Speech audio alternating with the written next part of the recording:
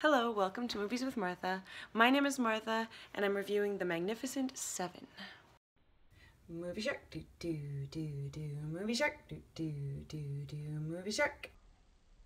The Magnificent Seven, which just came out, is a remake of The Magnificent Seven that was made in 1960, which was an adaptation of a Japanese movie called The Seven Samurai.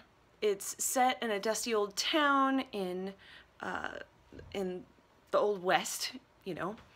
All these families, homesteaders, love their home, but they're being forced out of their land by a greedy, violent, rich guy who wants to mine their hills for gold, basically. And he's hired plenty of hired gunmen to do his dirty work.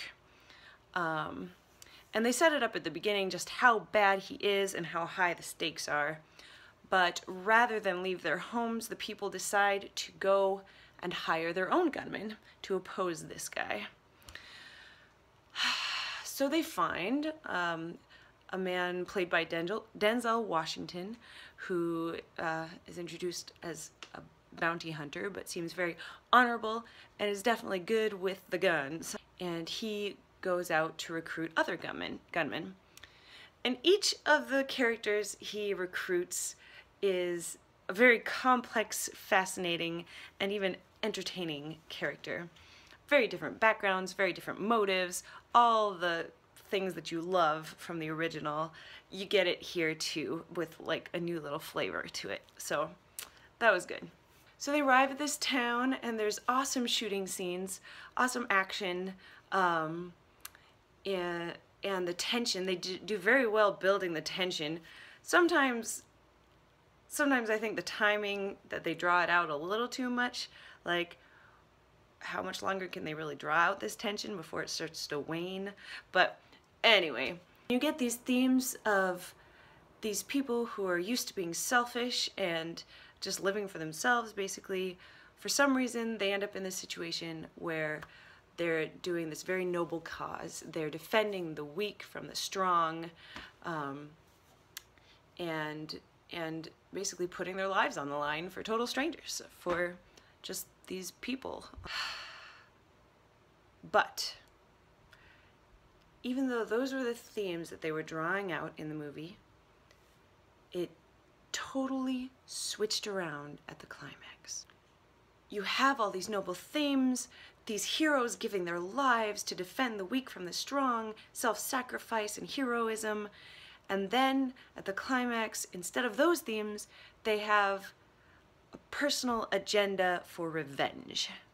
And oh, also, all of a sudden, instead of the good guys against impossible odds, it's the good guy supposedly,